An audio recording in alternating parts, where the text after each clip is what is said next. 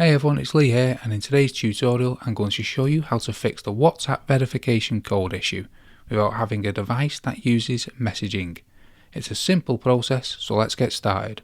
First, let's open up WhatsApp and click on Agree and Continue button.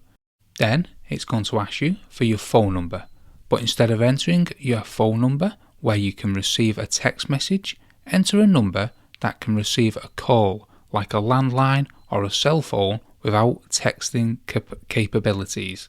WhatsApp will then try to send a message, but it will fail. After a few failed attempts, you'll see a screen that says Call Me at the bottom. Click on that button and you'll receive an automatic call from WhatsApp. Make sure you pick up the phone because it will read out aloud a verification code that you need to enter into the app. Once you've entered the code, you'll then be able to log in and verify your WhatsApp account. And that's it. I hope this tutorial helps you out.